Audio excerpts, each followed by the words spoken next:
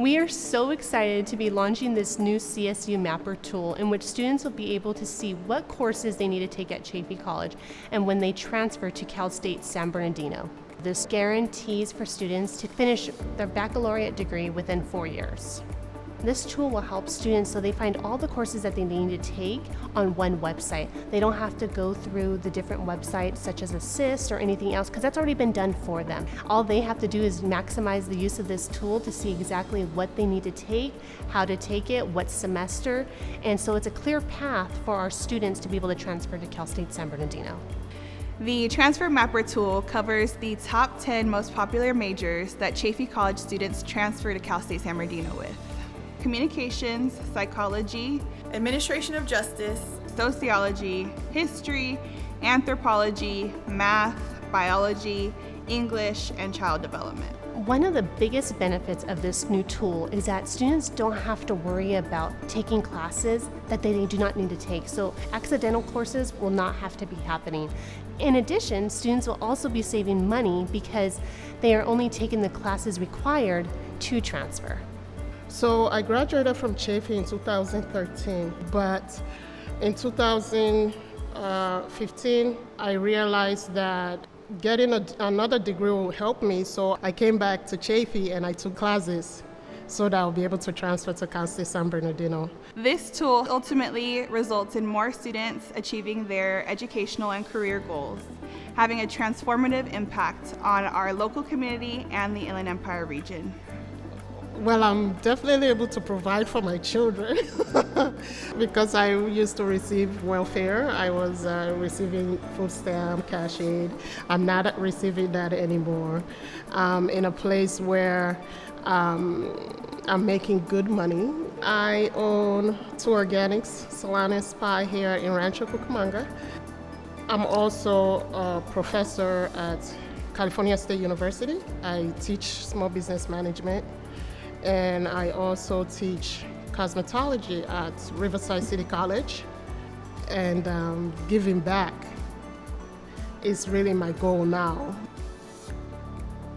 This new tool can be found on chaffey.edu. You'll select current student and then go to the Transfer Center. Once on the Transfer Center page, you'll go to California State University, finish in 4. Chaffey and Cal State San Bernardino have really defined my future the way it is right now.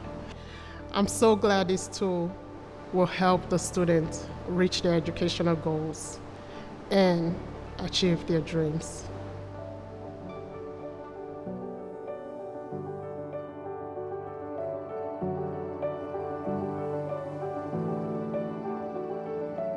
Hello, everyone. My name is Eartha Johnson, and I'm the Director of Guided Pathways, Equity, and Achievement at Barstow Community College.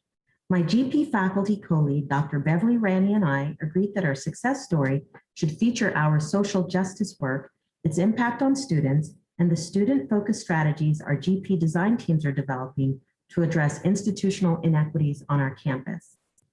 In 2020, some of the biggest social justice issues dominated the news. We also saw that the COVID-19 pandemic triggered a historic economic downturn which impacted our students financially, emotionally, and academically. Rather than ignoring real-world issues such as racism, poverty, and gender inequality, we chose to address them and encouraged our campus to engage in dialogues for change, critical discussions which we hoped would lead to creative problem solving.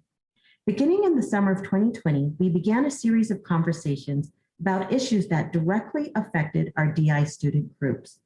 That summer, we invited speakers to talk about the challenges faced by African American and Black students, particularly our male students of color.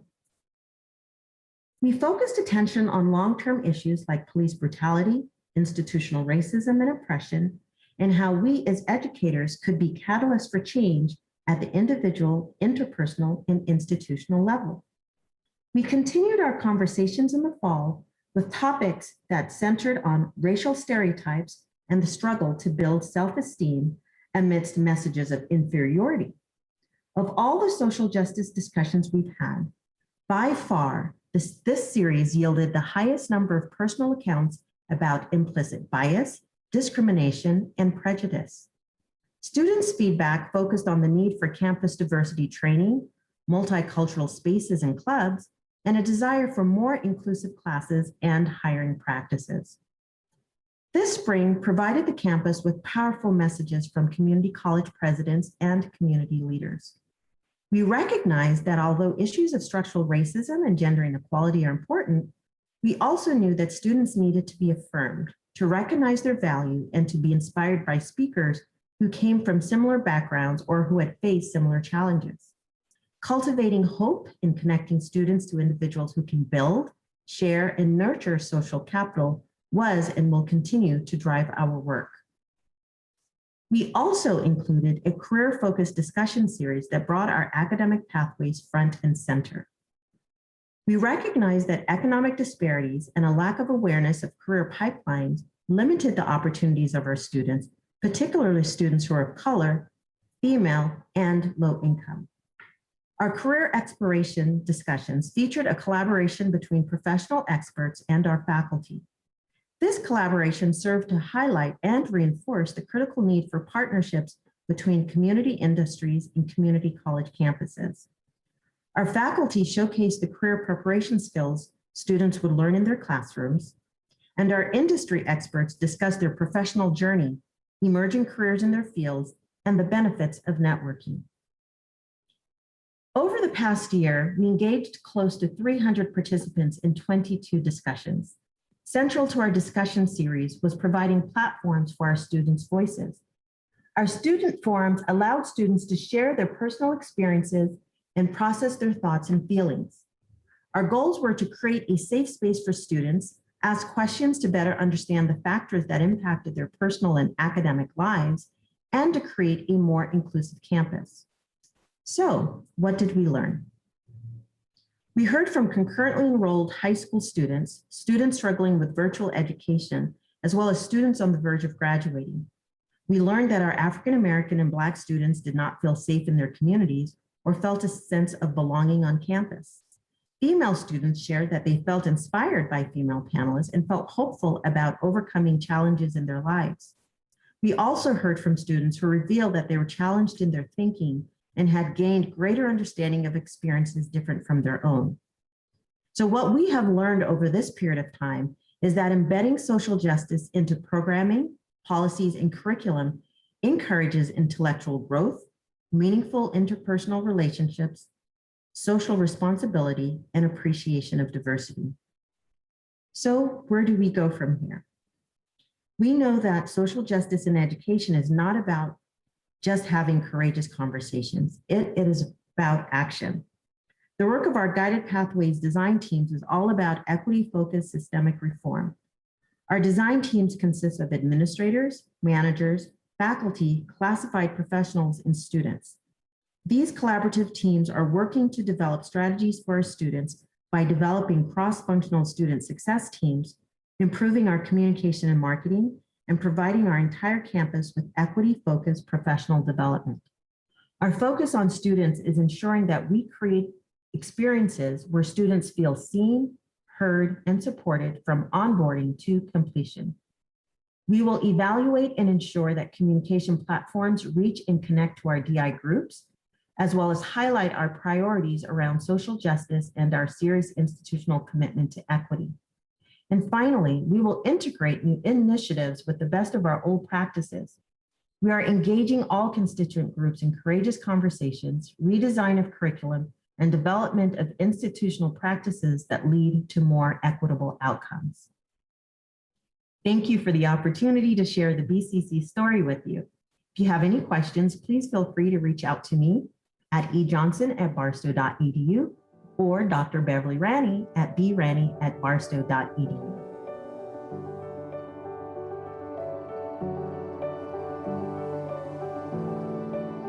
All right, so our success story. All right, we're coming to you from Palo Verde College. I'm Irma Gonzalez, Associate Dean of Counseling, presenting with my colleague, Jacqueline Randall, our Director of Student Success and Equity. And we want to share what we've done with our guided pathways, what we call our pirate pathway, and our correspondence education revolution. So Jacqueline, you have any introductions you want to share?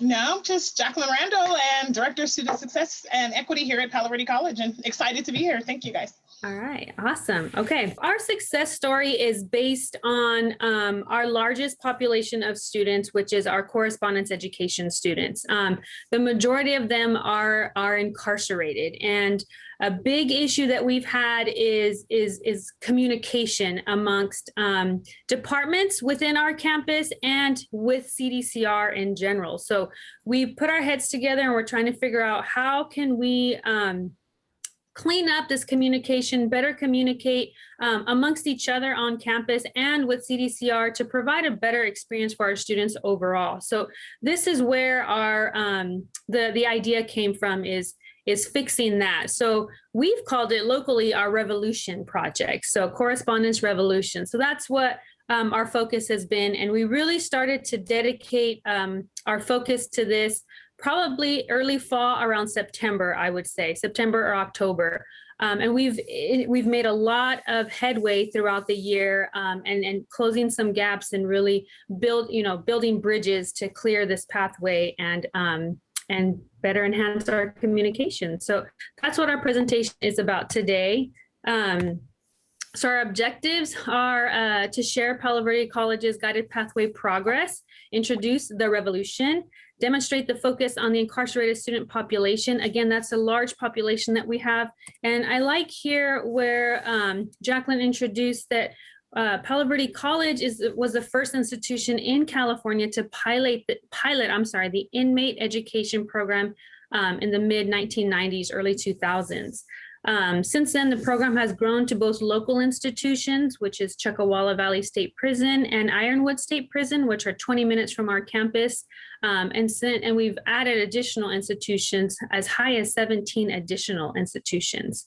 Our focus is packets, correspondence packets, since inmates don't have internet, they don't have computers, they don't have phones.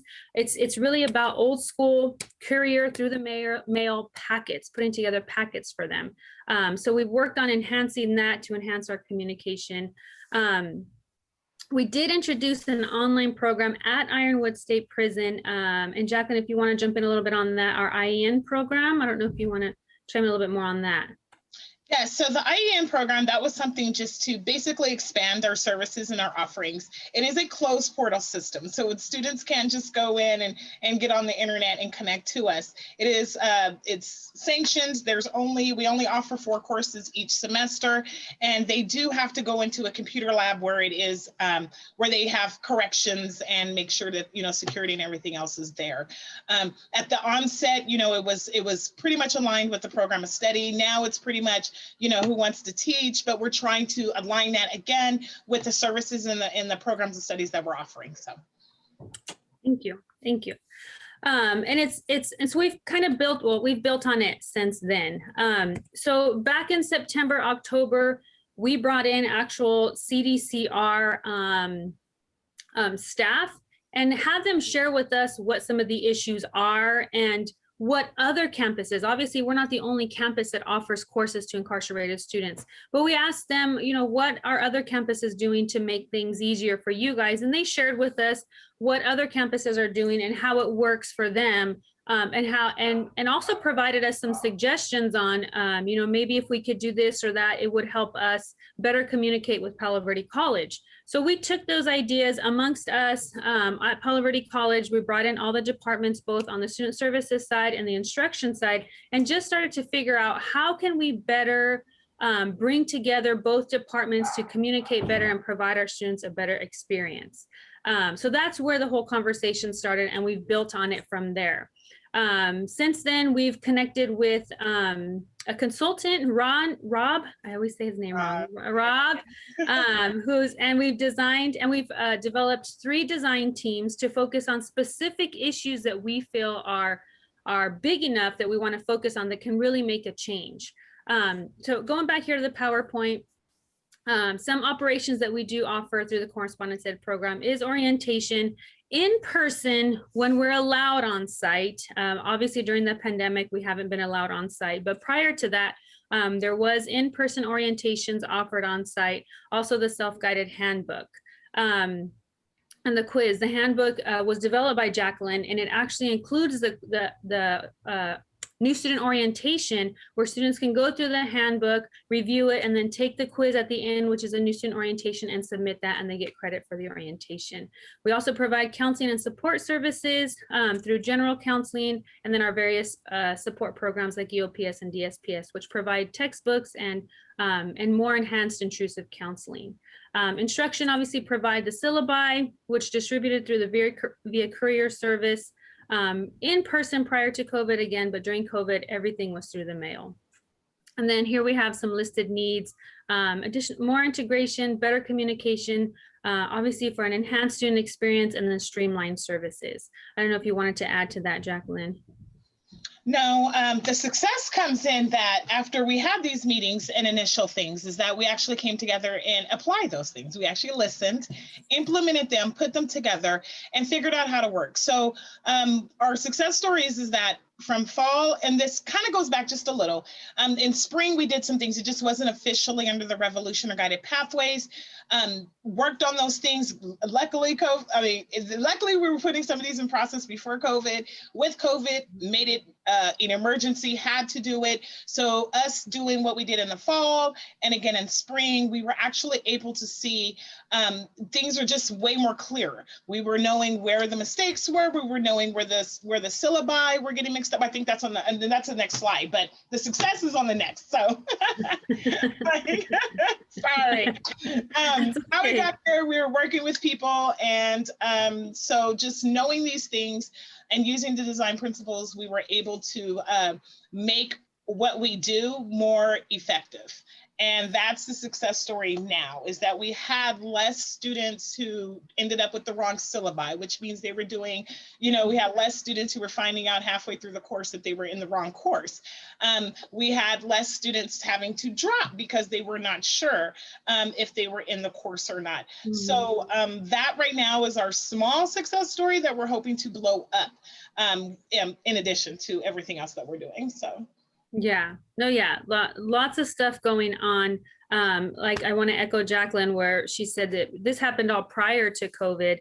We were working with Angelica and Leslie from the Chancellor's office that were providing us guidance on the whole Guided Pathways process, program, suggestions since 2018.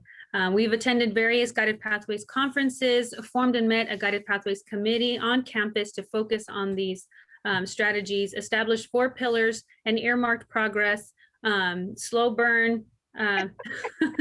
It's moving slowly, but we're getting there.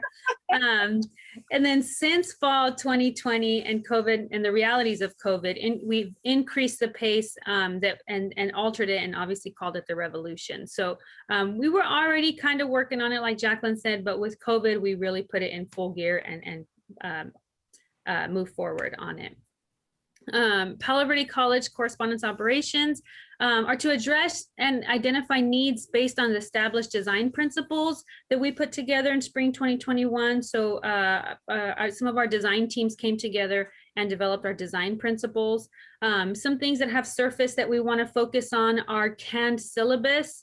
As Jacqueline stated, there were students getting the wrong syllabus, wrong section, wrong instructor, whatever it may be, just through miscommunication. So the idea is to develop a canned syllabus where regardless of the section, regardless of the instructor, it's the same work, the same deadlines, the same textbook. So students can still seamlessly work from that same syllabi while the issues are getting adjusted based on their section and their instructor. Student services, we've collaborated to ensure students receive the services, whether it's textbooks, research to the library, or send them printed material that they need. So we've collaborated a lot more on campus to provide those services, and also with mailing through our correspondence education department, providing better communication through that department so it's one voice, it's consistent, the homework is all going in and out the way it should go, and then obviously receiving feedback to see where we can make improvements. So little by little, we've been pushing forward and implementing, like Jacqueline said, these strategies that we've really seen a difference on cleaning up some of these issues that we were seeing before.